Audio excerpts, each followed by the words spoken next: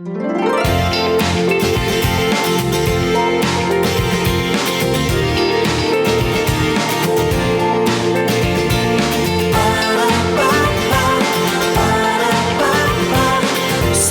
सवेरे पाकिस्तान।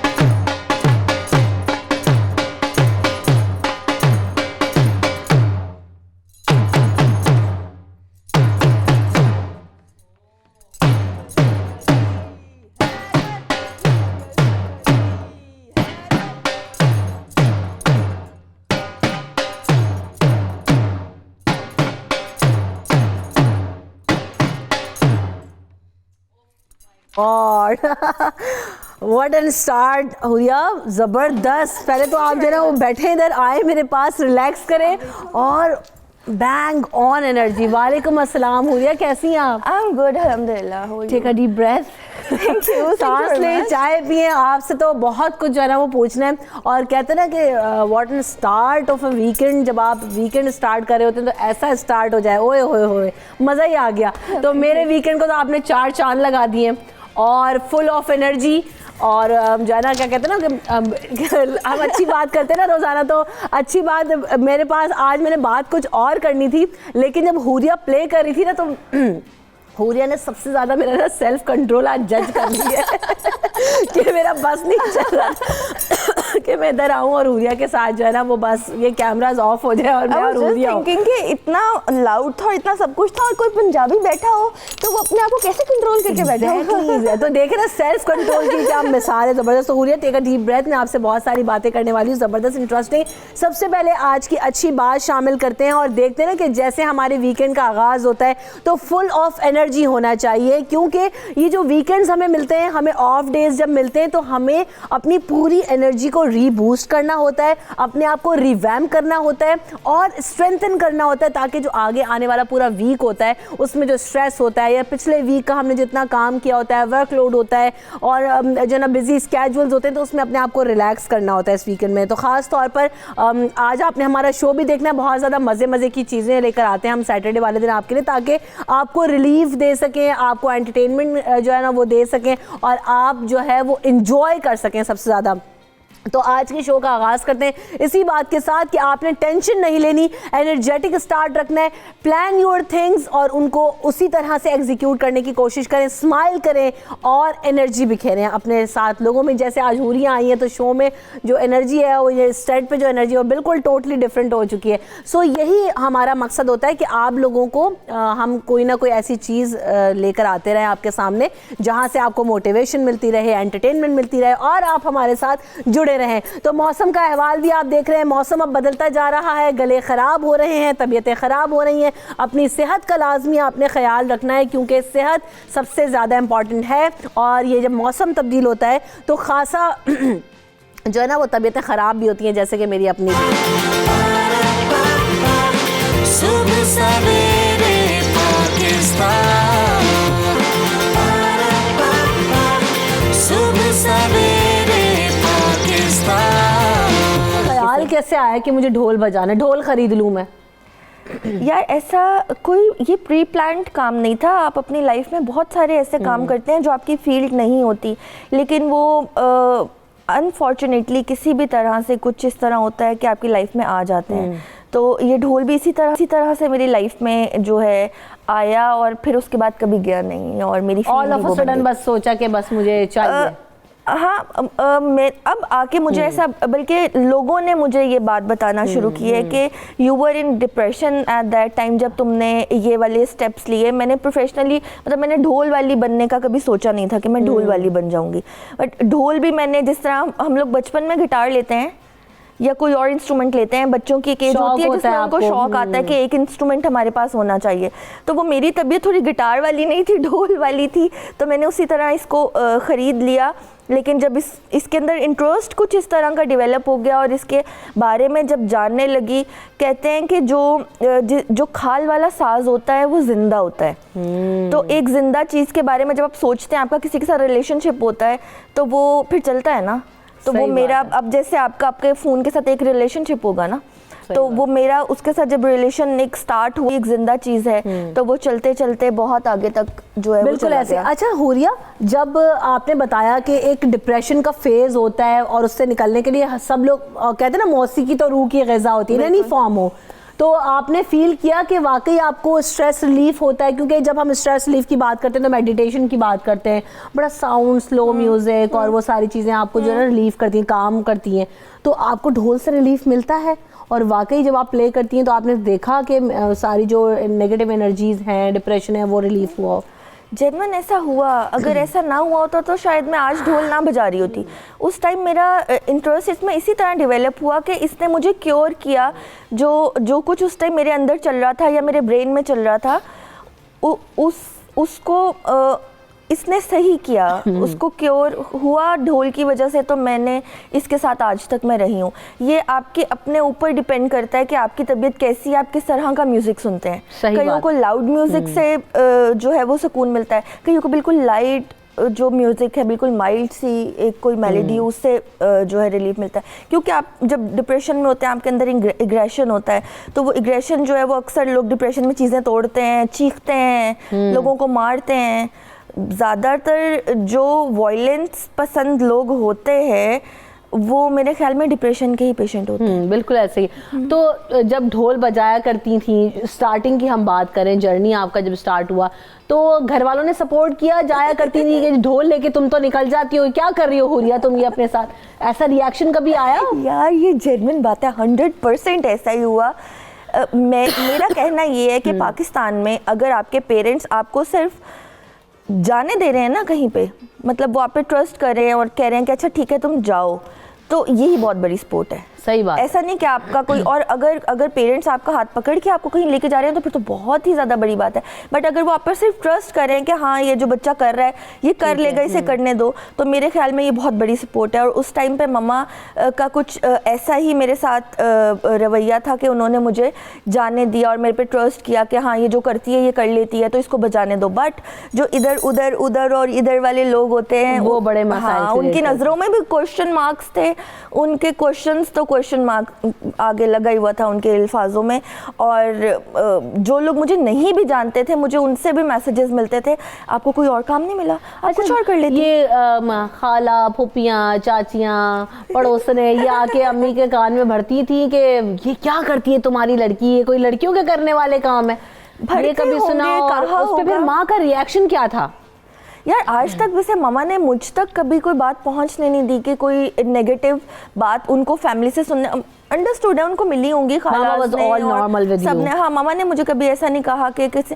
एक दफ़ा ऐसा हुआ था क्योंकि ये दरबारी साज है, सूफ़ी साज है, तो दरबारों पे बजता है और मैं मदर की तरफ से कादरी सिलसिले से हूँ, तो हमारे पास भी गद्दी है। वहाँ मज़ार पे जब मैंने ढोल बजाया तो मुझे आज भी याद है, मेरे मामू ने मुझे बोला ये मज़ार पे तो नहीं बजाते, ये तो शादी पे बजता है। तो मैं उस टाइम पर बहुत ज़्यादा हैरान हुई कि ये लोग एक गद्दी से आ रहे हैं और सूफीज़म का हिस्सा है वो, और इनको इस बात की इन्फॉर्मेशन ही नहीं है और ये अपने बच्चे को ये बोल रहे हैं। क्योंकि वो बड़े थे, मैंने उनसे बहस नहीं की, बट इन शॉर्ट ये कि 100% उनको मामा को ये बातों का सामना करना पड़ा होगा और लोगों ने बातें की होंगी।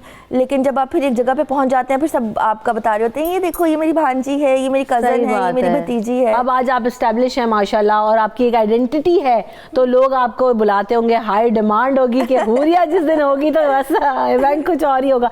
ज़रा पूछेंगे हुरिया से कि हुरिया में जैसे कि देखें ना कि इंटरप्रिटेशन होती है हर साज की, कि ये सूफियों का साज है, बहुत कम लोग इसको वाकई ये बात समझते हैं।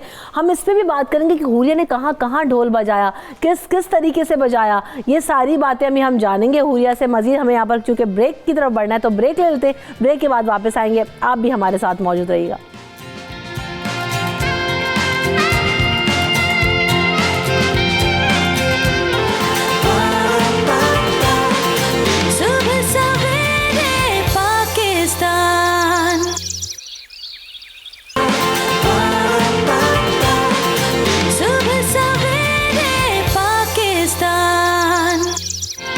जैसे कि हर बीमारी का इलाज होता है और हम डॉक्टर के पास जाते हैं, चाहे हमारे सर में दर्द हो, चाहे हमें नज़ला खांसी बुखार हो, हमें कोई हार्ट प्रॉब्लम हो, हमारे लिवर में प्रॉब्लम हो, XYZ कोई भी प्रॉब्लम हो, चाहे छोटी हो चाहे वो बड़ी हो, हम चाहते हैं कि हम डॉक्टर के पास जाएं और दवा ली जाए।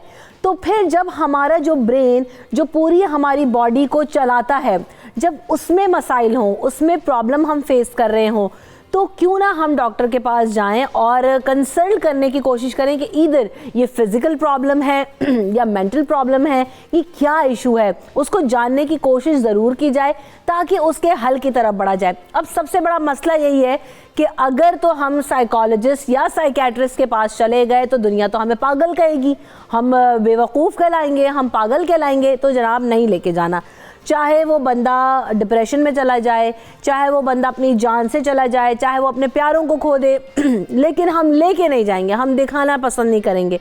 और उसमें फैमिली का भी हाथ होता है, उसमें आपकी अपनी ज़ात का भी हाथ होता है, क्योंकि आप समझते ही नहीं है कि मैं अगर साइकोलॉजिस्ट के पास चला गया या मैं अगर साइकेट्रिस्ट के पास चली गई तो जनाब इसका मतलब है कि मेरी मेंटल स्टेट स्टेबल नहीं है। और लोग मुझे क्या कहेंगे? अरे जी, लोग जब आप उल्टी सीधी हरकतें कहेंगे तो आप लोगों को क्या कहेंगे? जब आप अपना घर तोड़ लेंगी या घर तोड़ लेंगे तो फिर लोग आपको क्या कहेंगे? तो इससे पहले कि आप दीवानेपन में बिल्कुल ही जो है ना वो अपने होश खो बैठे, इंसान को चाहिए कि जैसे दीगर चीज़ों का इलाज होता है, इस पे भी हमें उतना ही फोकस करना है। हमारे साथ साइकोलॉजिस्ट मौजूद होंगे और आज हम बात करने की यही कोशिश करेंगे कि हमारे माशरे में क्या वजह है कि साइकोलॉजिस्ट या साइकेट्रिस्ट के पास जाना मायूब समझा जाता है। वेलकम करेंगे अपने मेहमानों को। डॉक्टर अमरीन मुझे ज्वाइन कर रही हैं, माहिर नफ्सियात हैं, साइकोलॉजिस्ट हैं। Welcome to the show Amreen, कैसी हैं? ठीक है, you are looking pretty. Thank you so much. Aqsa Malik मेरे साथ मौजूद हैं जो कि चाइल्ड साइकोलॉजिस्ट हैं। वेलकम करेंगे अक्सा को भी शो में। अक्सा, कैसी हैं आप? ठीक हैं? मैं ठीक ठाक, अल्लाह का शुक्र। अच्छा जी, तो सबसे पहले गुफ्तगू का आगाज़ यहीं से करेंगे कि अमरीन क्या वजह है कि जब हम बात करते हैं ना कि साइकोलॉजिस्ट के पास जाना है, नहीं भाई नहीं, क्या बेवकूफ़ों वाली बात तुम कर रहे हो, पागल हो गए हो कि तुम्हारा दिमाग ख़राब है, ये सारी चीज़ें सुनने को मिलती हैं। कोई भी अगर और अगर कोई देख रहा हो सामने वाले को, किसी फ्रेंड को, फैमिली मेम्बर को, सजेस्ट कर दे कि यार तुम्हें इस वक्त ज़रूरत है, तुम्हें हेल्प की ज़रूरत है, तो कहेंगे कि देखो मुझे क्या मशवरा दे रहे हैं।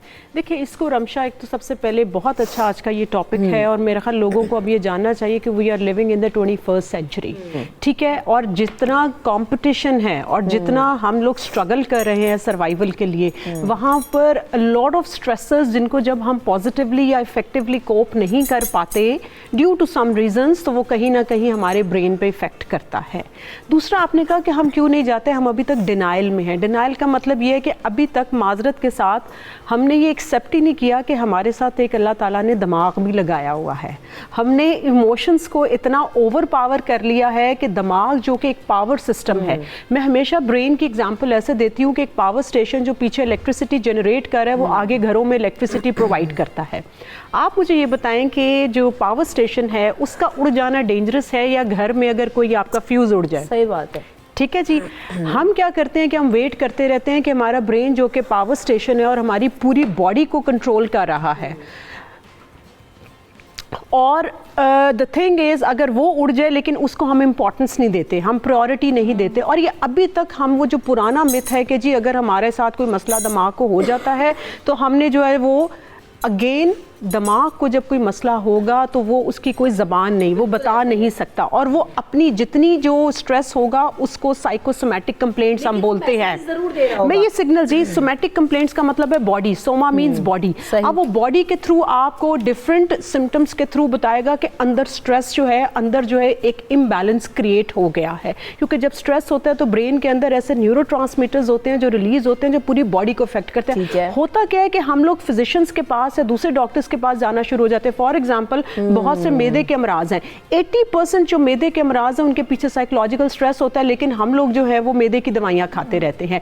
इसी तरह जो है हार्ट के अगर आप इश्यूज ले लें तो द पॉइंट इज अभी तक हम ये जो डिनाइल में है और एक्सेप्टेंस नहीं आई। याद रखें, जब तक हम एक मसले को एक्सेप्ट नहीं करेंगे तब तक हम उसको रिजॉल्व नहीं करेंगे। तो this is the high time when we need to accept कि पूरी दुनिया के अंदर, कैन यू इमेजिन, वेस्ट के अंदर काउंसलिंग जो है is much more popular than the people, they prefer to go to the counselors than going to the physicians. उनको छोटा सा भी प्रॉब्लम होता है वो कहते हैं we are going to the community counselors, you see, and they discuss it instead of कि वो वेट करें, लिंगर ऑन करें, प्रॉब्लम ज़्यादा वर्स हो जाए और उसके बाद then they go to the doctors. और देखें ना कि अगर हम जिस तरह ने अल्लाह ताला ने हमारी बॉडी को बनाया है कि कहते हैं कि बड़ी से बड़ी बीमारी हो, अगर आपने विल पावर लूज कर दिया ना तो आप रिकवर नहीं कर सकते। तो ये विल पावर होना, ये आपका ब्रेन का कंपोज रहना पूरी बॉडी के लिए बहुत ज़्यादा ज़रूरी है। तो अक्सा से भी इसी बारे में बात करते हैं। अक्सा, ये फेज ऑफ डिनाइल कैसे ख़त्म हो सकता है? क्या अवेयरनेस की कमी है हमारे यहाँ, या वो एटीट्यूड चेंज होने की ज़रूरत है सोसाइटी के अंदर, हमारी फैमिलीज़ के अंदर? किस तरह ला सकते हैं वो चेंज हम? एग्जैक्टली जी, वर्ल्ड हेल्थ ऑर्गेनाइजेशन के अकॉर्डिंगली 30 to 80% लोग मेंटल हेल्थ कंसर्न्स के साथ पाए जाते हैं। और बदकिस्मती की बात यह है कि लोग किसी भी किस्म के मुआलिज को रुजू नहीं कर पाते, जिसके पीछे बेशुमार वजूहात पाई जाती हैं, जिसमें से एक बड़ी वजह है लैक ऑफ अवेयरनेस। ठीक है, कि लोग अवेयर नहीं होते हैं। दूसरी जो वजह है कि मेंटल हेल्थ को स्टिग्मा कंसिडर किया जाता है, इसको शेम कंसिडर किया जाता है, कि लोग किसी से इस बारे में बात नहीं करते। वो ये समझते हैं कि अगर वो इस बारे में किसी से बात करेंगे तो उन्हें दूसरे लोगों के मुकाबले में कमतर समझा जाएगा, या फिर अगर वो किसी डॉक्टर को रुजू करते तो उनको पागल लेबल कर दिया जाएगा। ये जो वर्ड साइको है, पागल लेबल करना, इस लेबलिंग के खौफ से लोग किसी माहिर नफ्सियात को कंसल्ट नहीं करते हैं। जो एक और बड़ी वजह है कि लोग डिनायल में रहते हैं। डिनायल में रहते हैं कि लोग जिस्मानी बीमारियों को तो ज़्यादा कंसिडर करते हैं, लेकिन as compared to the mental illnesses वो उनको कंसिडर उस तरीके से नहीं करते जिस तरीके से कंसिडर करना चाहिए। मैं हमेशा ये बात कहती हूँ कि जब कि अगर एक इंसान नफ्सियाती अगर कोई इंसान जिस्मानी डिसेबिलिटी के साथ है तो वो फिर अच्छी ज़िंदगी कहीं ना कहीं बसर कर सकता है, लेकिन अगर एक इंसान नफ्सियाती अमराज का शिकार है तो वो अच्छी ज़िंदगी नहीं बसर कर सकता, जिसका मतलब ये है कि ज़िंदगी के दरवाजे ग्रेजुअली उस पर बंद होते चले जा रहे हैं। जिसका मतलब ये है with the passage of time if it left untreated तो क्या होगा कि ये कंडीशन वर्स्ट होती जाएगी डे बाय डे, और लोग खुदकुशी जैसे बड़े जो मसाइल हैं उनकी तरफ इन्वॉल्व होते जाएंगे, जिसका कोई रिवर्स नहीं होता। एक स्टैटिस्टिक्स के अकॉर्डिंगली जो 40% लोग हैं इस वक्त डिप्रेशन का शिकार है, और जो 35% लोग हैं वो इस वक्त एंजाइटी का शिकार है। एंजाइटी का शिकार के लोग खौफ और डर जैसी बीमारियों में मुब्तला है इस वक्त। ठीक है, और अगर 15% लोग बाइपोलर डिसऑर्डर का शिकार है, और जो बाइपोलर डिसऑर्डर का जो लोग शिकार है उसमें बच्चे और बच्चियों की स्टूडेंट्स की तादाद पाई जाती है। और वो जो स्टूडेंट्स की बीमारी उस तरह उसको क्या कहा जाता है कि जिसमें जिद या फिर आपका जो मूड है, जज्बात है, उसमें कमी या पेशी को कहा जाता है। ठीक है, और क्या होता है इसके अलावा और जो बड़ी बड़ी बीमारियां लाइक स्किज़ोफ्रेनिया हो गया, लाइक PTSD हो गया, या फिर ड्रग एडिक्शन के लोग हैं, ये ऐसी बहुत बड़ी बड़ी बीमारियां जो कि आजकल के ज़माने में बहुत कॉमन हो चुकी हैं, लेकिन अनफॉर्चुनेटली हमारे यहाँ लोग डॉक्टर्स को रुजू नहीं करते हैं। और इसी तरह कुछ एक और चीज़ है, एक बड़ा इंपॉर्टेंट फैक्टर है जिसे इस वक्त समझने की जरूरत है, सेहत को बुरी तरह बिल्कुल से अक्सर एक और बड़ा इंपॉर्टेंट फैक्टर है जिसे हमें समझने की ज़रूरत है। आप लोग मेरी बात से शायद अग्री करेंगे कि अब जो सोशल प्रेशर है ना वो बहुत ज़्यादा बढ़ गया है, जो शायद पिछली सेंचुरी जैसे जिस बात का आगाज़ अमरीन ने किया, अपनी बात जब शुरू की तो कहा this is the 21st century, हम 2020 में रह रहे हैं। अब पहले ये सोशल प्रेशर्स नहीं थे। चले इसको इस तरह भी ले लेते हैं जनाब कि बहुत ज़्यादा बेजा तनकीद भी जो है ना इंसान को प्रेशर में डाल देती है। हुरिया से भी मैं इस बारे में भी बात करती हूँ कि क्या होता है कि जब लोग तनकीद करते हैं तो क्या सोच आती है फौरी तौर पे दिमाग में। और देखिए ना कि पहले फेसबुक, इंस्टाग्राम, ट्विटर, ये सारा यूट्यूब, ये दौर नहीं था।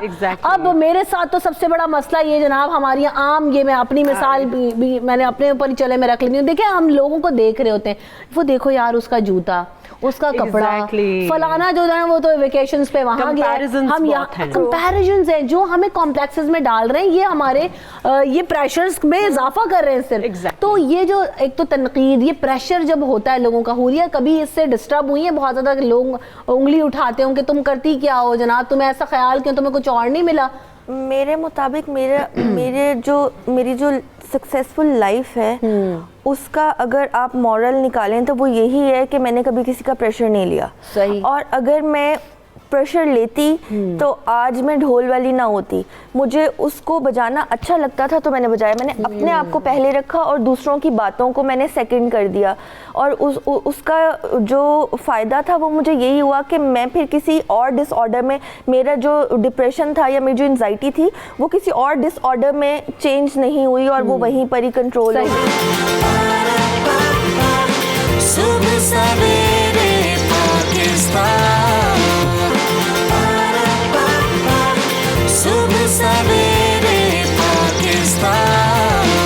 ये जो कॉम्प्लेक्सेस हैं, ये जो प्रेशर्स हैं, ये जो एंजाइटी है, बेजा तनकीद है, ये किस हद तक जो है ना वो आपके दिमाग को डिस्टर्ब? देखिए उसमें दो चीज़ें मैं एक तो बताऊंगी। सबसे पहले ये कि जैसे मैंने आपको कहा कि कंपैटिटिव वर्ल्ड में रह रहे हैं, सोशली बहुत ज़्यादा कनेक्टेड है, आप ये भी नहीं कह सकते कि इन चीज़ों को हम बंद करके बैठ जाएं। So we have to accept the fact. Number 2 ये है कि अब इसके साथ कोप कैसे करना है। The problem is that we talk a lot about the problem but we don't realise it. Realisation जब हमें हो जाएगी ना कि हमने किस हद तक दुनिया के साथ कनेक्टेड रहना है और किस हद तक हमें थोड़ा सा ऑफ टाइम दे के अपने आप को टाइम देना है, जिसको हम मी टाइम कहते हैं, उसमें एक बड़ा इंपॉर्टेंट है जो आपने रवैये की बात की, एटीट्यूड की।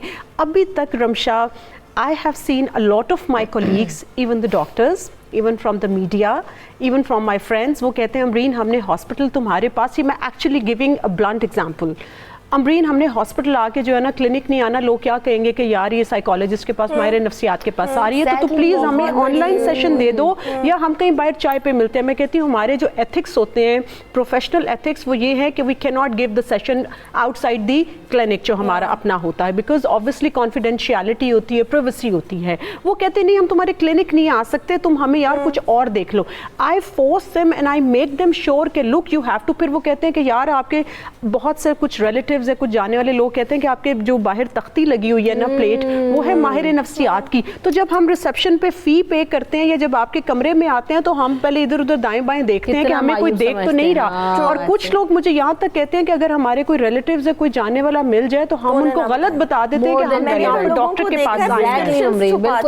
अब ये चीज जो है ये डिनाइल है, वो चाहे I am honestly telling you, और लोगों के मैं इनकरेज करने के लिए बताती हूँ कि लोग अक्सर मुझे पूछते हैं कि डॉक्टर साहिबा क्या आप भी काउंसलिंग लेती हैं, तो मैं उन्हें कहती हूँ yes we do need sessions, क्योंकि हम जिस माहौल में रह रहे हैं वहाँ पोल्यूशन इतनी है। ये बिल्कुल उस तरह कि आप कहें कि आप रोज़ हाथ मुँह धोते हैं, वो भी सब धोते हैं, धोना पड़ता है, मिट्टी पड़ती है। इसी तरह हमारे दिमाग के ऊपर, हमारे रूह के ऊपर जो इर्द गिर्द की पोल्यूशन या स्ट्रेस जिसको मैं कहती हूँ, वो इम्पैक्ट करता है और हमें भी करता है। हम नॉर्मल लोगों से ज्यादा, बिकॉज उन लोगों के प्रॉब्लम्स भी आप जाके वो कैन यू इमेजिन कि जब हम डील करते हैं the abuses cases, the rape cases, the और जो जितने ट्रॉमेटाइज्ड जो केसेस होते हैं, तो उसका इम्पैक्ट हमारे ऊपर भी होता है। We psychologist even are supposed to take the sessions, you see, ताकि जो हमारे अंदर सारा है वो भी उसको एग्जॉस्ट और उसको वेंट आउट करने की बहुत जरूरत होती है। एक कॉलर हमारे साथ मौजूद है, जकी हुसैन। जकी, उनको शामिल करते हैं। अस्सलाम वालेकुम जकी, कैसे हैं आप? ठीक है, वालेकुम सलाम, ठीक है जी। मेरी क्या सवाल? ये है जी,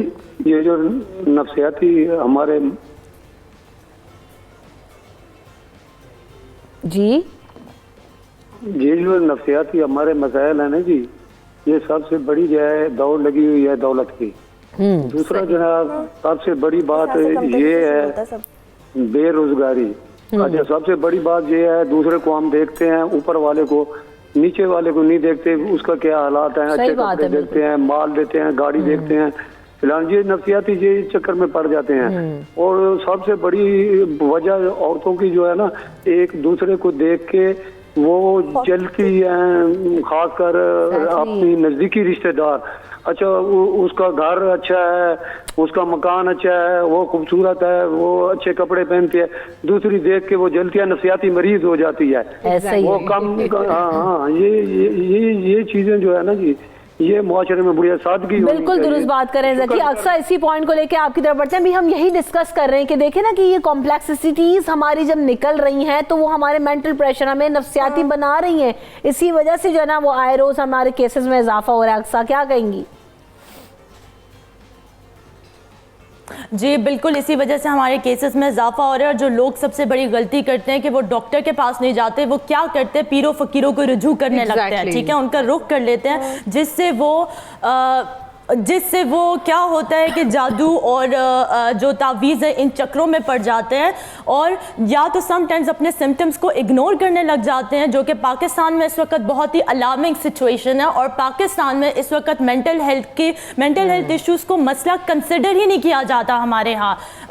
इस वक्त आ गया है कि हम लोग बॉटम लाइन से लाइमलाइट में लेके आए मेंटल हेल्थ इश्यूज़ को, लोगों की मदद करें, लोगों में आगाही फराहम करें ताकि लोग अपने आप को इन मसाइल से बाहर निकाल निकाल सके। अगर हम बच्चों के पर्सपेक्टिव से बात करें तो बहुत सारे लोग ये भी कहते हैं कि जो बच्चे हैं वो नफसियाती मर्ज का शिकार होते हैं, नफसियाती मरीज होते हैं, जबकि मेरे मुताबिक बच्चे नफसियाती मरीज नहीं होते बल्कि वो नफसियाती मर्ज का शिकार हो जाते हैं क्योंकि वो हसास तबीयत के मालिक होते हैं। एक रिसर्च के मुताबिक जो 17% लोग इस वक्त नफसियाती अमराज में मुब्तला है, जिसमें 12 से 18 साल के बच्चे और बच्चियों की तादाद कसरत से पाई जाती है।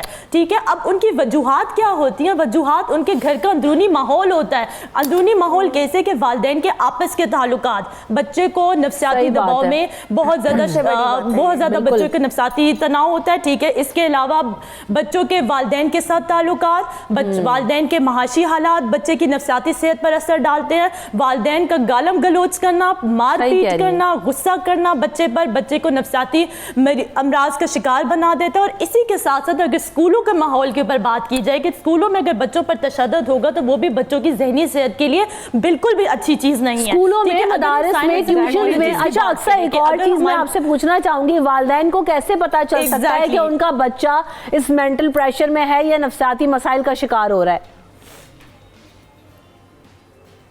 देखिए जी, अगर आपको लगे कि आपके बच्चे में बढ़ती हुई बेचैनी आपको दिखाई दे रही है या फिर वालिदैन के खिलाफ बच्चों में जिद या बढ़ता हुआ गुस्सा अगर दिखाई दे तो आप समझ जाएं कि इस वक्त आ गया कि बच्चे को किसी हेल्प की ज़रूरत है। इसके अलावा अगर बच्चे का स्कूल या खेल के मैदान में उस तरह से वो पार्टिसिपेट नहीं कर पा रहा या फिर वो घर में या स्कूल में दोस्त प्रॉपर नहीं बना पा रहा या वो आइसोलेशन का शिकार हो गया है, उसके अंदर शोर गुस्से की कैफियत बढ़ती जा रही है दिन ब दिन, तो ये सारी ऐसी बिहेवियरल चेंजेस आ रहे हो तो आप समझ जाए बिल्कुल करने की जरूरत है कि हम सही अमरीन बड़ों में कैसे जो है ना वो आइडेंटिफाई कर सकते हैं। और यही हमें अपने बिल्कुल सही दुरुस्त वक्त मेरे पास थोड़ा सही रह गया है जी अमरीन। बड़ों में जो आपने कहा एडल्ट्स के अंदर जो हम 18+ पीजी को कंसिडर करते हैं उसमें मैं हमेशा ये कहती हूँ कि अगेन बिहेवियरल चेंजेस, इसको हम एक overall bio psycho social model के अंदर ट्रीट करते हैं। आजकल कहते हैं किसी भी बीमारी को आपको बायोलॉजिकल एस्पेक्ट भी देखनी पड़ती है, साइकोलॉजिकल एस्पेक्ट भी देखनी पड़ती है, सोशल भी। बायोलॉजिकल मतलब ये कि कोई अंदर केमिकल चेंज है कोई ऐसी तो नहीं आ रही है।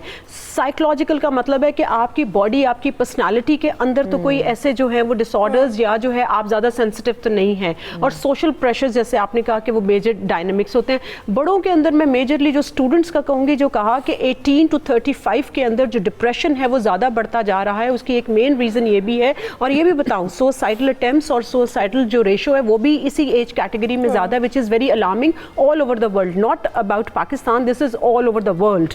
जो कह रहे हैं कि जी 46% depression is in the youth, और यूथ की कैटेगरी को वो 18+ to 35 ले रहे हैं। उसका मेजर जो रीज़न है उसमें यही है कि लॉट ऑफ कंपटीशन को इज अनहेल्दी कंपटीशन, कि लोग जो दौड़ में लगे हुए हैं, जो हमारे कॉलर ने भी कहा कि हमने एक सक्सेस की जो डेफिनेशन बना दी है कि आपने दौलत कमानी है, आपने घर बनाना है, उस दौड़ में जो हमने लगा दिया है तो लर्निंग बहुत पीछे चली गई है, सुकून जिंदगी में बहुत कम चला गया। और घरों में हम अपने बच्चों को सिखा ही रहे हैं आपने ग्रेड्स अच्छे लेने हैं, आपने अच्छी यूनिवर्सिटीज में जाना है। What do you mean by अच्छी? आपने अच्छी जिंदगी गुजारने के लिए इतना पैसा कमाना है, घर बनाना है, गाड़ी लेना है। तो ये जो हमने कन्फाइंड कर दिया कि इंसान को एक पिंजरे के अंदर और उससे फिर आप एक्सपेक्ट करें कि वो परिंदे की तरह उड़े और जिंदगी को एंजॉय करे, तो दैट इज नॉट पॉसिबल। तो this is the right time when we need to talk about the mental health. And I always say that mental health is more important than the physical health. जैसे एक्सा ने भी कहा कि अगर हमारी physical health mental health नहीं तो हम फिजिकल हेल्थ को भी एंजॉय नहीं कर सकते। पॉसिबल ही नहीं है। अब्बास हमारे साथ मौजूद है। अस्सलाम वालेकुम अब्बास, क्या कहना चाहते हैं?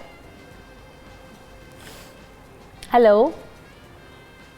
बड़ा अच्छा टॉपिक है नफ्सियात के बारे में जी। मेरे जो प्रैक्टिकल किए हुए हैं मैंने ये नफ्सियात के करीब से इन लोगों ने पढ़ा हुआ है, मैंने तो देखा इसमें मर्द और औरत दोनों कसूरवार हैं नफ्सियात में एक दूसरे को डालने के लिए। मर्द औरत की फरमाइशें ख्वाहिशात नजायज जो होती हैं वो पूरी नहीं कर सकता। वो कहता है और औरत कहती है इसमें कोई कमी है, और औरत मर्द की वो ख्वाहिशात पूरी नहीं कर सकती, वो मर्द कहता है इसमें कोई कमी है। जिसकी वजह से माहौल इतना नफसियाती हो जाता है कि वो लोग गाँव के तवीज जादू तक भी पहुँच जाते हैं। तो असल मसला जो है वो औरत और मर्द दोनों की नाजायज ख्वाहिशात और सही, बिल्कुल ठीक है। कंक्लूडिंग रिमार्क्स अक्सर आपके क्या होंगे, कैसे जो है ना हमें काउंसिल करना है, कैसे इस चीज़ को समझना है कि जनाब अगर किसी आप साइकोलॉजिस्ट के पास जा रहे हैं तो बिल्कुल भी मायूब नहीं है, यू नीड हेल्प, आपको क्योर करने की ज़रूरत है तो जाएं। अक्सा। जी, मैं ये कहना चाहूँगी कि आप बच्चों को आंखें ना दिखाएं, बच्चों को गुस्सा मत करें, ठीक है। अगर बच्चे आपसे सवालात करते हैं तो आप उनके सवालात का प्रॉपर तरीके से जवाब दीजिए। हो सकता है कि वो सवालात आपके लिए अहम ना हो, लेकिन बच्चों के लिए वही सवालात बहुत अहम होते हैं। बच्चों को उनकी इंपॉर्टेंस दिलाएं, उन्हें यकीन दिलाएं कि उनकी बात को सुना जाएगा, उनको समझा जाएगा और उनको इंपॉर्टेंस दी जाएगी। इसी तरह अगर आप बच्चों पर तशद्दुद ना करें, घर का अंदरूनी माहौल बेहतर बनाएं, वालिदैन के आपस के ताल्लुकात को बेहतर बनाने की ज़रूरत है, ठीक है। वो एक प्रोवर्ब है ना कि आप सोने का निवाला खिलाएं और शेर की निगाह से देखें, ठीक है। तो आप अपने स्कूल का विजिलेंट रहिए कि स्कूल में बच्चों पर कहीं तशद्दुद तो नहीं हो रहा, ठीक है जी। कंक्लूडिंग रिमार्क्स मेरे यही है कि लव योरसेल्फ, और अगर आंख का मसला है तो आई स्पेशलिस्ट के पास जाते हैं, हार्ट है तो हार्ट स्पेशलिस्ट के पास जाते हैं। सो अगर आपके माइंड के साथ कोई प्रॉब्लम है तो please do consult a psychologist. बिल्कुल, और मेंटल हेल्थ जो है ना वो फिजिकल हेल्थ के लिए भी बहुत ज़्यादा ज़रूरी है। हमें यहाँ पर ब्रेक लेना है, ब्रेक के बाद दोबारा हाजिर होंगे इन सब सवेरे पाकिस्तान। Stay tuned.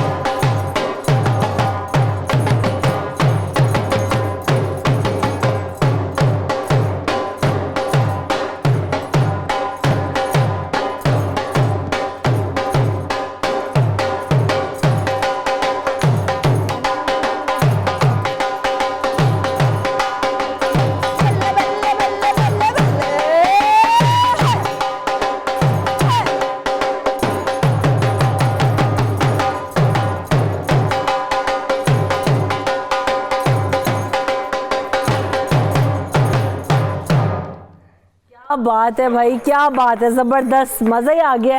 बस वो दिल हो रहा है कि यहाँ से इधर पॉज करें और जरा एक 10-15 मिनट का ब्रेक लेके। मेरे ख्याल में हम मजबूर हो जाते जुम्मन डालने का। जबरदस्त, हमने शुरू यही किया कि ना सेल्फ कंट्रोल जो है ना वो एनर्जी लेवल बूस्ट हो रहा था हमारा। यहाँ पे तो माइयों मेहंदी स्टार्ट होने लगी थी। जबरदस्त। अच्छा, ये पर्टिकुलरली हुरिया कहाँ कहाँ आपने ढोल बजाए? पिछले जब हम बात करते थे ये सवाल रह गया था आपसे कि कहाँ कहाँ बजाया। आपने कहा ना मज़ार से शुरू किया, और ये ढोल की जैसी बीट आती है तो फौरी तौर पर सादिया ने भी कहा कि हमें तो माइयों मेहंदी की फील आना शुरू हो गई। कि कौन PSL में आपने बजाया और कौन कौन सी जगह? फेस्टिवल और कॉन्सर्ट्स में तो मैंने पाकिस्तान में भी और पाकिस्तान से बाहर भी काफ़ी बड़े बड़े कॉन्सर्ट्स मैंने प्ले किए हैं। अभी ये जो कोक फेस्ट चलता रहा है वो सारा 1, 2, 3 वो प्ले करती रही हूँ यहाँ पे, और कल्चरल एक्सचेंज पाकिस्तान और कंट्रीज़ के साथ जो होते हैं वो करती रही हूँ। लेकिन हमारे लिए जो इम्पॉर्टेंट एक पॉइंट होता है जो सूफी साज बजाने वाला होता है, उसका ये होता है कि उसने ड्यूटी कहाँ कहाँ दी है। ड्यूटी बोलते हैं कि जो दरबार पे हम अल्लाह के नाम का, बेसिकली ये फ़कीरी साज है। सही बात है। तो अल्लाह के नाम का जो आपने दरबारों पे प्ले करते हो वो कहाँ कहाँ किया है। तो मेरे पास क्रेडिट है, पूरी दुनिया में अभी तक मैं पहली ढोल वाली हूँ जिसने मुर्शद लाल पे, शहबाज कलंदर पे जाके जो छोटा अलम है एंट्रेंस पे, उसके नीचे ड्यूटी की है। क्या बात है। और मैंने अराउंड प्लस 300 दरबार होंगे अभी तक के जहाँ पर मैंने ड्यूटी की है। 3 साल मैं शाहजमाल सरकार पे कॉन्टिन्यूसली ड्यूटी करती रही हूँ और हमारे पॉइंट्स जो हैं वो दरबार पे प्ले करने से बढ़ते हैं। क्या बात है, ज़बरदस्त। तो हम तो आपको पता नहीं 100 200 कितने ज़्यादा जो है ना वो पॉइंट्स दे चुके हैं और अल्लाह ताला आपको और एनर्जी, क्योंकि पावर इतना लगता है, इतनी एनर्जी चाहिए होती है। बिल्कुल आपका मर्दों वाला है, उसमें लड़की का कोई वो नहीं है। फैशन के लिए आप इसको गले में डाल सकते हो, बट अगर आपको इसको प्रॉपर प्ले करना है तो फिर आपको पूरे सवाल अभी आप मुझे कहें ढोल गले में डाल के दिखा दो, गले में भी नहीं डाल सकती, मतलब गला ही नीचे होता। और अगर शहर को डलवा दिया तो मैं बात ही खत्म। शहर कहेगी मैं इस ढोल के ऊपर बैठ तो सकती हूँ, जरा वो नहीं गले में नहीं डाल सकती। तो हमारे जो है ना वो गेस्ट एक सेगमेंट हम लोग तो भूल ही गए थे ना कि हमने आगे भी कुछ बढ़ना है और आगे भी बात करनी है। तो द इम्पैक्ट हो रही है यू क्रिएट, जो एनर्जी यहाँ पर आप क्रिएट करती हैं, आउटस्टैंडिंग परफॉर्मेंस। और जो आप बात करें ना वो वाली लाल शहबाज कलंदर के दरबार वाली, तो वो आपने हमें ज़रूर सुनाना है। आफ्टर शॉर्ट ब्रेक हम सुनेंगे आपसे। तो हम अपने जो है ना वो यहाँ पर गुफ्तगू चलेगी और कुछ हम और मज़ीद भी इसके अलावा बात करेंगे एंजॉयमेंट के साथ साथ। तो डिफरेंट तरह की बीन्स होते हैं, जैसे हम देखते हैं कि वाइट चना जिसको हम कहते हैं, ब्लैक चना, काला चना जिसको हम कहते हैं, और साथ साथ अभी सीज़न आगाज़ हो गया है। वो जो हौले होते हैं, हम तो उसको उर्दू में हौले कहते हैं और यहाँ पर पंजाब में इसको छोलिया भी कहा जाता है। तो ग्रीन कलर के जो पीस होते हैं, तो उन सारी चीज़ों पे बात करेंगे आज हम कि किसके क्या फ़वाइद हैं, खाने में हम उनको किस किस तरह से इस्तेमाल कर सकते हैं, क्या मज़ेदार उसके खाने बनने वाले हैं आज यहाँ पे, और साथ साथ उसके जो न्यूट्रिएंट्स हैं उन पे हम बात करेंगे। और खाने पीने के साथ साथ ख़वातीन के लिए खूबसूरती की बात ना हो, कैसे पॉसिबल हो सकता है। तो चने वो चीज़ हैं जो कि आपको प्रॉपर मील में भी आप इस्तेमाल करते हैं, आपके स्नैक टाइम में भी इस्तेमाल होते हैं, आपकी मंचिंग के लिए भी यूज़ होते हैं। तो मतलब हर चीज़ में आप चनों का इस्तेमाल कर सकते हैं। इवन आपने डाइट करनी हो, वज़न कम करना हो, तो भी चनों का इस्तेमाल कर सकते हैं। तो बड़े सारे फ़ायदे। अपने मेहमानों का तारुफ आपसे बिल्कुल हाँ, तो अपने सारे मेहमानों का तारुफ आपसे कराते चलें और उन सब से जानेंगे कि चने के कहाँ कहाँ कौन कौन से फ़ायदे, उन सब अपनी अपनी कैपेसिटी में बताएंगे। हमें ज्वाइन कर रही है सादिया ज़ुहैब साहिबा जो कि हर्बलिस्ट हैं, और उनसे जानेंगे कि खूबसूरती का राज चनों में और उसके जो चीज़ें इस्तेमाल कर सकते हैं, कैसे अपने आप को खूबसूरत बना सकते हैं। साथ साथ डॉक्टर सहर चावला हमारे साथ मौजूद हैं, न्यूट्रिशनिस्ट हैं, उनसे जानेंगे कि चने में न्यूट्रिएंट्स कौन कौन से मिल सकते हैं और ख़ुद को क्या स्मार्ट रखने के लिए चनों का इस्तेमाल करती हैं, कैसे वेट लॉस कर सकते हैं, वज़न कम कर सकते हैं। और हमारे साथ डॉक्टर इसहाक फरूख साहब मौजूद हैं जो कि हर्बलिस्ट हैं, और उनसे भी हम जानने की कोशिश करेंगे कि किस तरह से ख़वातीन अपनी ब्यूटी में चार चने लगा सकती हैं। चार लगा सकती है। हुमा यहाँ हमारे साथ मौजूद, शुक्र है आज आपने मेरा इंतज़ार किया है कि मैं आपका इंट्रोडक्शन करा दूँ। चूल्हा जला के बेचारी आप इंतज़ार, पहले आती तो देखना ही नहीं ना, बस मैं आऊँगी अपना काम करूँ।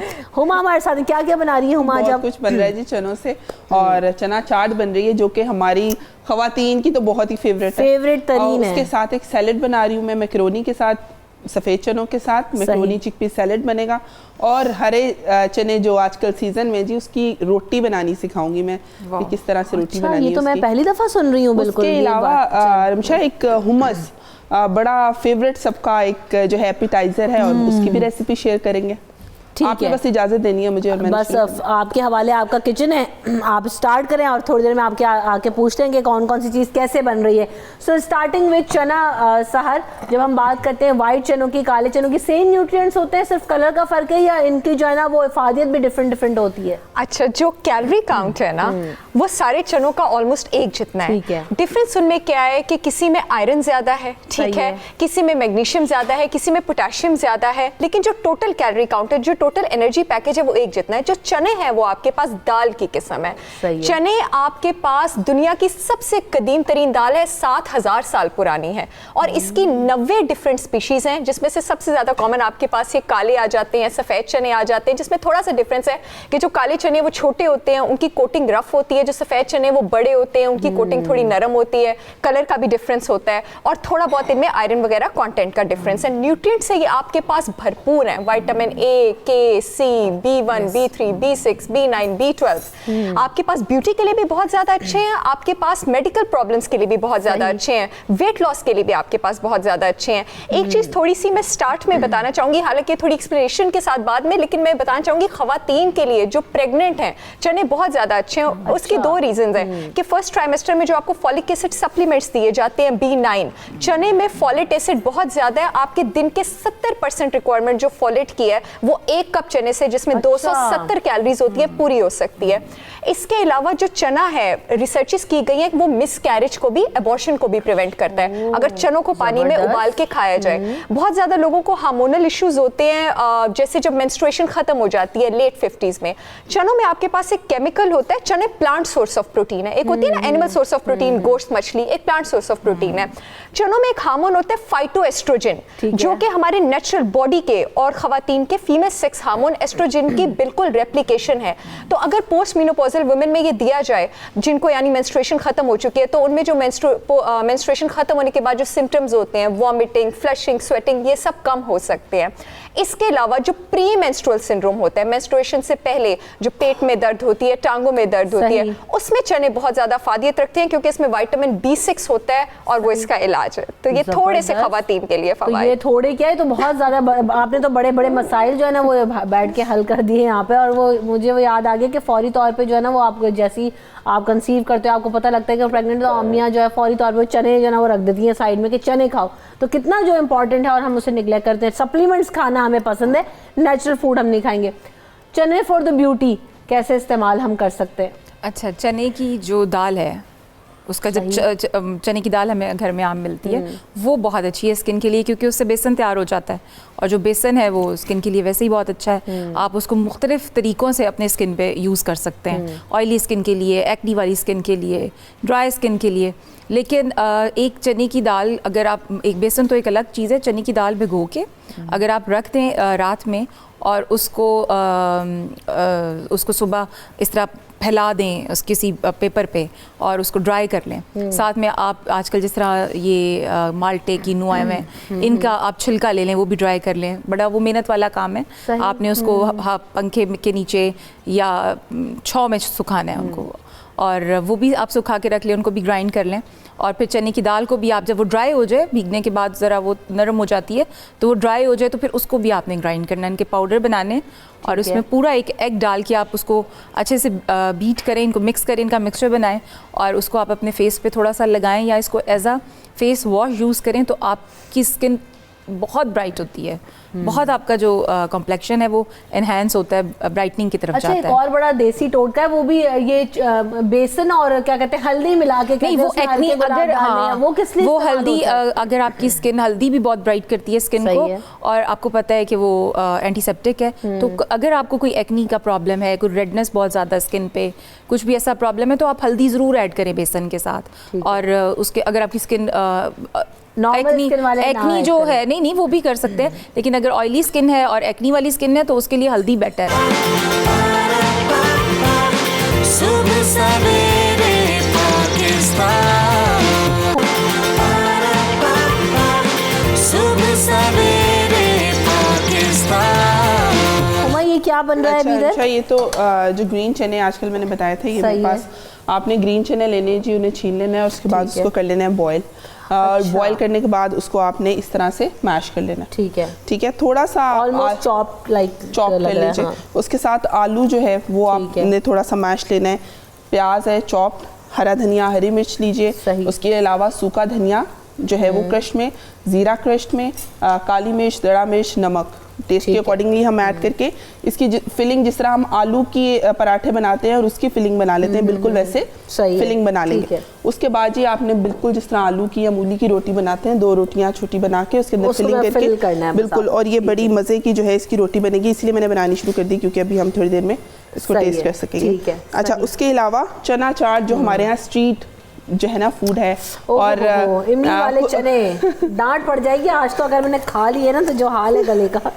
अच्छा जी, इमली जो है वो प्लेन आपने लेनी है, लेकिन गुठलियाँ उसकी निकाल लेनी है। चने काले भी बॉइल्ड हैं, उसके अलावा आलू जो है वो बॉइल्ड क्यूब में आपने काट लिए। नमक मैंने इसके अंदर ऐड कर दिया है। इमली ऐड करेंगे, लेकिन साथ में थोड़ा सा जो है लेमन जूस भी ऐड करेंगे। इमली का पानी देख के अच्छा, इसके अलावा ज़ीरा जो है वो लाइट सा क्रश करना है आपने, हाथ से ही करूँगी मैं। सही है। और उसके बाद ये क्रश ज़ीरा ऐड कर लिया जी। ठीक है। लाल मिर्च पाउडर फॉर्म में नहीं ऐड कर रही मैं, दड़ा मिर्च जो है वो ऐड करूँगी। सही। चाट मसाला थोड़ा सा ऐड करेंगे साथ में, और साथ में हरी चटनी है जी। हरी चटनी में सारे ग्रीन जो हरी मिर्चें, पुदीना और धनिया है। ठीक है, सही है, वो ऐड कर लिया। उसके साथ ज़्यादा सी चॉप जो है मेरे पास है प्याज। ठीक है, प्याज है, टमाटर है, हरा धनिया है, हरी मिर्च है, ये सब चीज़ें जो हैं ये ऐड करेंगे हम। वाओ, ज़बरदस्त। साथ में लेमन जूस जो कि कहा था हमने, भी ऐड नहीं किया। ठीक है, वो ऐड करेंगे। अच्छा, इमली और लेमन साथ ऐड कर सकते हैं? दोनों ऐड करेंगे हम इसके अंदर। और थोड़ा सा जो है डाइल्यूट रखना है आपने, इमली का जो पानी बनाना है वो थोड़ा सा पतला रखना है। और उसके बाद इसको अगर आप चाहें तो बाद में थोड़ा सा ठंडा पानी जो है 1/2 कप के करीब वो ऐड कर लीजिए, उससे थोड़ा डाइल्यूट हो जाएगा। और जिस तरह बाजार वाले स्पेशली हमें सर्व करते हैं उसके अंदर थोड़ा सा खट्टा पानी होता है, वो बड़ा मज़े का लगेगा। अल्लाह आपको पूछे जैसी आप बातें कर रही ना। अच्छा, और एक और बात मैंने इनका देखा, अभी प्रोग्राम जब शुरू हुआ तो इन्होंने जो कटिंग की हुई है ना प्याज की, टमाटर की, वो इतनी खूबसूरत, एक ही तरह के साइजेस में, क्यूब्स में, टमाटर का साइज़ भी और वो आलू इतने प्यारे, ये बड़ी बात है ना। अच्छा, वो देखिए ना, सबसे घर में क्या हम लोग बनाते हैं जी, बस लगे पड़े जल्दी जल्दी काट के तो बस इधर साइड बहुत खूबसूरत, और बाजार में यही इतनी खूबसूरत चीज़ें बना के रखेंगे तो हमें दूसरा ये कि हर बाइट के अंदर आपके प्याज आना चाहिए, टमाटर आना चाहिए, हर चीज़ की एक बाइट आनी चाहिए, एक फ्लेवर आना चाहिए, उसी से मज़ा आएगा जी, पता चलेगा कि चना चाट कैसी है। तो बहुत ही नफासत से इन्होंने काट के हर चीज़, सारी खवातीन की फेवरेट है। और रोटी बन रही है, सहर बनानी है। रिमशा मेहरबानी मैं बनाऊं। रिमशा, उस दिन हमने रोटी वाला सेगमेंट किया, सहर से बनवाई। अल्लाह तौबा। रिमशा रिक्वेस्ट है प्लीज तू हुमा से कहीं बंद करे, मैं सफर करके आया, मुंह में से पानी आ रहा है। बोलना मुश्किल हो रहा है। अभी हुमा ने इसलिए कहा मैं बस जल्दी जो है ना वो बना रही ताकि सर्व किया जा सके। इतना अच्छा बना रही है, हमें खुशबू आ रही है, वो खुशबू को भी सूंघ सकें जो इस टाइम हमें आ रही है। बिल्कुल सही बात है, हमें जितना मजा आ रहा होता है ना यहाँ पे खूबसूरत। अब क्या बना रही है? अच्छा जी, अभी हम बनाएंगे मैक्रोनीज एंड चिकपीस सैलेड। ओहो हो, वाह। और मुझे मेरा तो बहुत फेवरेट है, और रेसिपी मैं बताऊंगी तो बच्चों के लिए स्पेशली। ठीक है। नॉर्मली होता है ये पास्ता भी अगर आपने बनाना है तो हमारे पास सिर्फ एक ही फॉर्म होती है कि जी उसको ग्रेवी बना के या वाइट सॉस बना के उसमें बनाना है, तो आप इस तरह से सैलेड फॉर्म में भी बना सकते हैं। सही है जी। चने लिए हैं सफ़ेद मैंने बॉयल। ठीक है। उसके साथ मैक्रोनी है, आप मैक्रोनी ले लें, पास्ता ले लें, किसी भी शेप में। सही है, इक्वली लेंगे तो ठीक है। अच्छा जी, उसके साथ सबसे पहले इसमें हम ऐड करेंगे लेमन जूस। सही। अच्छा, मैंने तो वॉश कर लिए थे चने क्योंकि थोड़े से स्टिकी हो जाते हैं, और अगर आपने फ्रिज वगैरह में रखना है इनकी इतनी लाइफ नहीं होती। आपने अगर इन्हें भिगोना भी है आजकल तो मेरे ख्याल से 4 घंटे से ज़्यादा नहीं भिगोना चाहिए, मौसम भी चेंज हो रहा है, तो इस चीज़ का ख्याल करें और कोशिश करें कि वॉश करके उनको भिगोएं और उसी पानी के अंदर उसको बॉईल करें। हाँ, वॉश करके भिगो लेंगे तो आप उसी में कर सकते हैं बिल्कुल इस्तेमाल। अच्छा जी, सेम इंग्रेडिएंट्स आएंगे, जो है ज़ीरा मैंने ऐड किया थोड़ा सा, उसके अलावा कुटी हुई मिर्च, उसके अलावा थोड़ा सा मैं पेपरिका ऐड करूँगी। सही है, ठीक है। ये इतना स्पाइसी नहीं होता पेपरिका। अच्छा, ऑलिव्स लास्ट में ऐड करेंगे। इसके साथ मेरे पास कैरेट है जी, सीजन में कैरेट ऐड करें, प्याज चॉप्ड ऐड करें, टमाटर ऐड करें, शिमला मिर्च ऐड करें, ज़बरदस्त क्यूब्स में कटी हुई। ये 3-4 चीज़ें हैं मेरे पास, ये ऐड कर लेंगे। अच्छा जी, इसके बाद केचप ऐड करनी है आपने इसके अंदर। चलो बच्चों की तो मोस्ट फेवरेट चीज़ आ गई इसके अंदर। अगर आप चाहें तो आप टमाटर का जो है प्लम बना के वो भी ऐड कर सकते हैं। और इसको हम टॉस करेंगे, लेकिन साथ में मैं थोड़ा सा ऑलिव ऑयल ऐड करूँगी ताकि वो जो है ना वो ड्राई सी फील ना आए, उसमें बड़ा सा हो जाए उसका टेक्सचर सही। तो ये बहुत ही इजी सा जो है सैलेड है, ये भी बना सकते हैं। ठीक, तो ये ऑल डन है, इसमें भी और तो कुछ, बड़ी ज़बरदस्त बड़ी सिंपल रेसिपीज़ हैं और ये तो आप बड़े अच्छे तरीके से बना सकते हैं। ज़बरदस्त। तो ये आप बड़े मज़ेदार जो चीज़ें देख रहे हैं चने से आप बना सकते हैं और इनकी फ़वाइद क्या हैं ये भी हम साथ साथ डिस्कस कर रहे हैं। हमने वेट लॉस के लिए बात की, वेट गेन करने वाले कैसे इस्तेमाल कर सकते हैं और बहुत सारी चीज़ें जो हमारी बीमारियां हैं, हमारी बॉडी में बहुत सारे जो इश्यूज़ होते हैं उन पर भी ज़रा बात करेंगे कि कैसे हम चनों का इस्तेमाल करते हुए उनको कवर कर सकते हैं। इस ब्रेक लेते हैं, ब्रेक के बाद दोबारा हाजिर होंगे, हमारे साथ रहिए।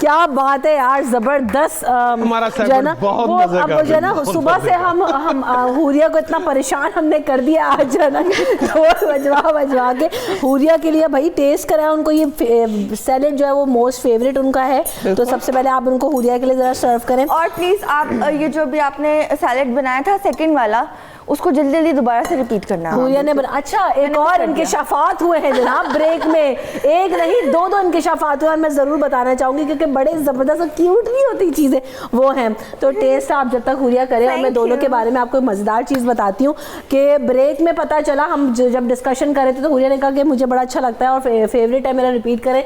तो बताया उन्होंने बचपन में किया करती थी कि कुकिंग एक्सपर्ट बन के और घर में शो किया करती थी किचन के अंदर, अब हम इसमें ये डालेंगे, अब हम। तो आज जो है हुरिया की वो ख्वाहिश हम पूरी करने वाले। पहले आप इसको एंजॉय करें, take a deep breath, relax हो जाएं। और आज आप आके ये सैलेड हम इनसे बनवा रही हैं शेफ। बिल्कुल बनवा रहे हैं, लेकिन उससे पहले हुमस की रेसिपी अगर हम शेयर कर लें। नहीं तो आपके बारे में तो बात ही नहीं, सब्र करें। और हुमा के बारे में बचपन में हमें पता चला कि हुमा की बड़ी बहन ने हमें बताया है कि हुमा भी जब बहुत छोटी सी हुआ करती थी तो अपनी ट्रॉली में सामान रख के और क्या बना रही थी? गैस ट्रॉली नहीं होती? हाँ हाँ, उसमें सामान रखती थी मैं और बनाती थी अजीनोमोटो। बचपन से जाना वो इनका यही काम था। समझ नहीं आती कि एक मेन आप कहते हैं मैं नमक बना रही हूँ आज स्पेशल, फिर आप शेफ स्पेशलिस्ट कैसे कहलाएंगी? आप क्या बना रही हैं? हुमस बना रहे हैं। ठीक है, बहुत फेमस अरेबियन मिज़े एपेटाइजर है। और जी कुछ भी नहीं है इसमें, चने हैं सफ़ेद, ओवर बॉयल कर लेने हैं आपने। अच्छा, जरूरत से ज्यादा आ जाए आप बिल्कुल जो है आपने इसे बॉयल कर लेना है। सही है। और बॉयल करने के बाद आपने इसको चॉपर में डाल के पेस्ट बना लेना है। ऑलराइट। थोड़ा सा लेमन जूस जो है मैंने ऑलरेडी ऐड कर दिए। ठीक है। ऑलमोस्ट 1 टेबलस्पून के करीब मैं और ऐड करूंगी इसके अंदर। सही। इसके अलावा तिल की पेस्ट है, जो सफ़ेद तिल होते हैं हमारे पास, वो आपने लेने हैं, उसको सौते कर लेना है, प्लेन तवे के ऊपर डाल के उसको भून लेना है। सही है। पेस्ट को भून लेना है? नहीं, तिल भून के फिर पेस्ट बनाना है। तिल जो है वो आपने रॉ लेने हैं, उनको तवे पे डाल के उनको रोस्ट कर लेना है। सही है। उसके अंदर आपने थोड़ा सा ऑयल डालना है और उसको ब्लेंडर में चॉपर में उसको चला देना है। उसकी भी पेस्ट इस तरह से बन जाएगी। अदरवाइज जो है तहीना पेस्ट मिलती है, सफ़ेद तिल की पेस्ट, तहीना पेस्ट, लेकिन वो काफ़ी एक्सपेंसिव पड़ती है, तो उससे बेहतर है कि आप खुद से बना लें। ठीक है। ऑयल डालेंगे, ऑलिव ऑयल डालिए इसमें और इसको बना के आप रखते हैं तो आपका 2 से 3 हफ्ते आराम से चल जाएंगे। ये ऐड करेंगे हम थोड़ी सी, और इसको हम फ्रिज में रखेंगे। फ्रिज में रख लें। ठीक है, ये 1 टेबलस्पून के करीब ये ऐड किया मैंने। टेक्सचर है यार। अच्छा, उसके साथ जो है सॉल्ट ऐड करूंगी मैं। और बस ये इजी सी रेसिपी है इसकी रमशा। और इसको मैंने अच्छे से दोबारा से एक दफ़ा मैं ये चॉपर एक दफ़ा फिर से चला दूंगी ताकि ये इक्वली मिक्स हो जाए। चलें जल्दी से आप ज़रा बना के तो बताएं कैसे बचपन में किया करती थी। जरा ये सैलेड आपके पास बड़ा बनाना हो तो कैसे बनाएंगी? यार वो फेवरेट मेरा जो है ना, नहीं वो चम्मच कहाँ है बड़े वाला? अच्छा, बड़े वाला चमचा भी चाहिए, फुल एक्सपर्ट यहाँ पे पड़ा हुआ था। अब भी मैनेज करना पड़ेगा लाइव शो में, यही जैसे हुमा ने कैसा आपको चैलेंज दिया है, ये आपने कहाँ जैसे बनाती थी मेरे पास कुछ भी नहीं है तो मैं बना लूँ। अच्छा, आज मैं आपको सिखाऊंगी चने की चाट। इंग्रेडिएंट्स नोट कर लें प्लीज़। हमारे पास ऑलरेडी चाट मौजूद है बनी हुई, ये भी चाट बनी हुई मौजूद है। बस मैं स्टाइल करूँगी और देखिएगा आपको सब पता चल जाएगा और सब कुछ बन जाएगा। किचन में आपको एक एक्सपर्ट चाहिए ऑलरेडी जो आपकी इंग्रेडिएंट्स रेडी कर ऐसे ही होगा। ठीक है।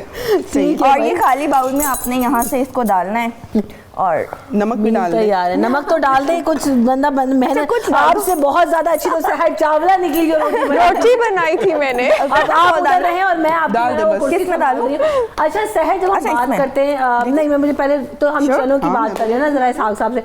साग साहब हम बात करते हैं कि व्हाइट चना, काला चना, ग्रीन वाला चना, इन सब में डिफरेंस क्या होता है? डिफरेंस भी इनमें कुछ होता है, कुछ जैसे डॉक्टर साहब ने पहले बताया कि मिनरल्स का, मैग्नीशियम का, ये वो इन चीज़ों का थोड़ा बहुत फर्क भी होता है।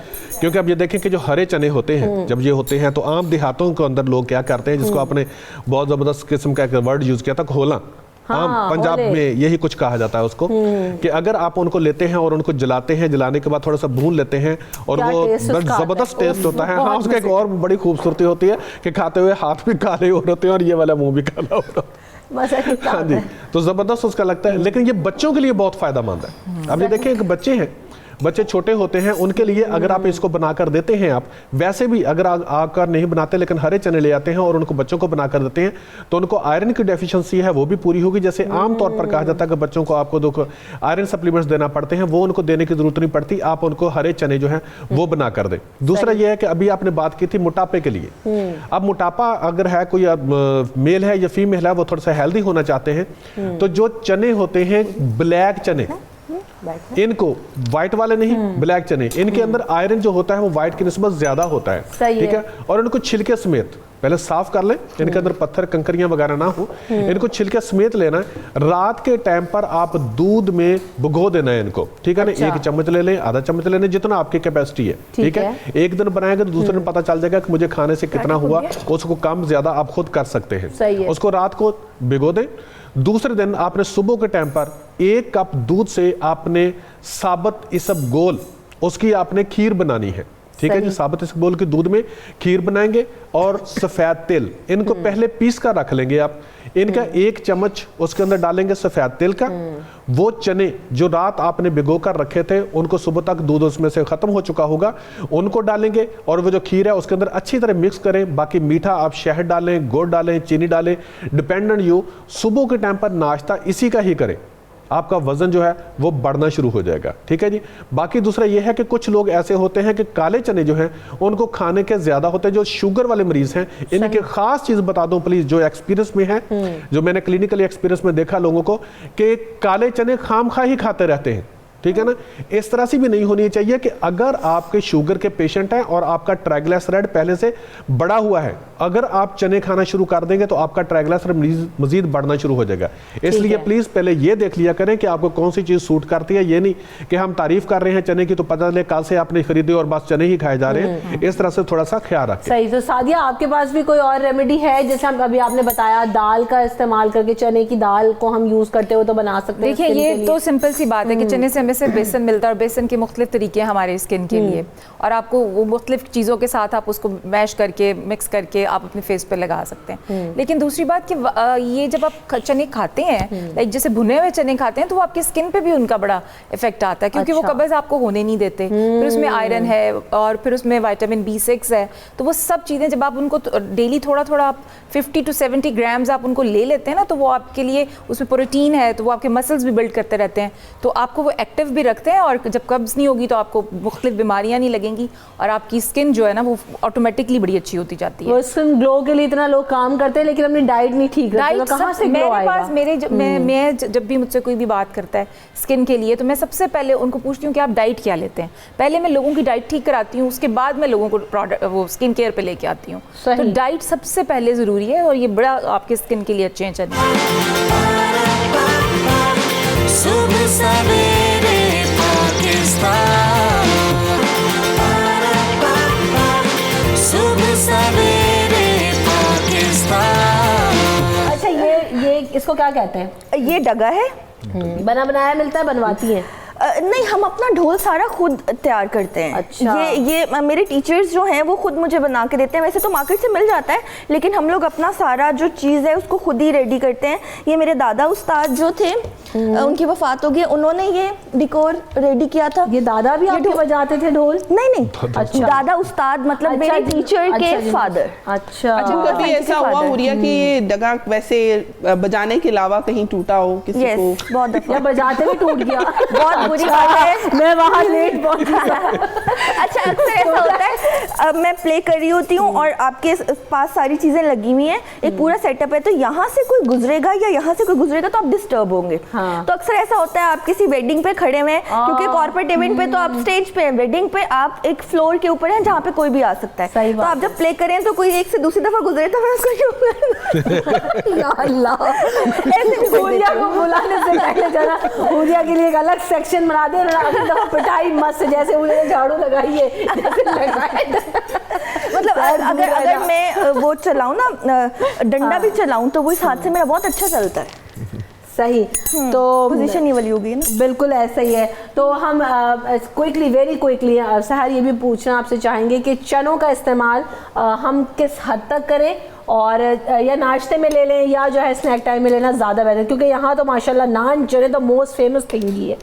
मैं ये आपको कहूंगी कि चने जो है ना वो स्नैक टाइम में लेना ज़्यादा अच्छा है और दोपहर के बाद लेना ज़्यादा अच्छा है। उसकी रीज़न ये है रमशा कि दोपहर के बाद जो हमारा मेटाबॉलिक रेट है ना, कैलोरी बर्निंग जो स्पीड है वो नीचे जा रही होती है। तो जो चने होते हैं ना उसका ग्लाइसेमिक इंडेक्स 28 होता है, जिन खानों का 45 तक होता है वो अच्छे होते हैं। इसका मतलब है ये शुगर आहिस्ता आहिस्ता रिलीज करते हैं, तो उसके बाद आप ज़्यादा कैलोरीज भी नहीं खाते, वो भी कंट्रोल और शुगर भी आसान। अच्छा, एक और बात, रमज़ान अब ऑलमोस्ट करीबी है, तो रमज़ान में मैंने अक्सर फैमिलीज में भी देखा है और मेरी तरफ भी जो है काले चने स्पेशली जो है अफ्तार में ज़रूर भून के रखे जाते हैं। और वो मेरी अम्मा तो कहती थी सब एक एक प्याली जो है लाजमी जो है वो थोड़ा खा लें, और काफ़ी एनर्जेटिक होता है। मुझे तो ऐसा लगता है कि रोज़े में जो ना वो फ्रूट चाट और चना चाट के बगैर जो ना वो इफ्तार अच्छा नहीं लगता, और बड़ा मुझे ना मज़ा आता है अगर वो हो तो। चले जी हुरिया, ओवर टू यू। यहाँ पर हमने जो है ना आपसे कुछ सुनना चाहते हैं, ताकि जो जैसा एनर्जेटिक आपने आगाज़ दिया था, हम चाहते हैं कि वैसे एनर्जेटिक वीकेंड का हमारे स्टार्ट हो रहा है और एनर्जेटिक शो का एंड भी करेंगे। यहाँ पर आप सबने हमारे साथ रहना है,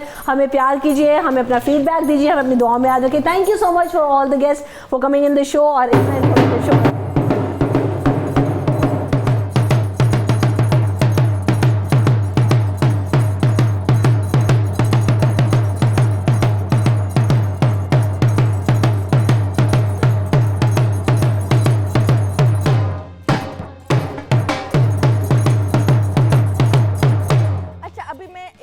जाऊंगी जिस पे हम लोग ऐसे पता है ना ये धिन ता ता तिन धा धा, तो ये हम लोग सब करेंगे, बहुत अच्छा सा स्टेप होगा इस पे।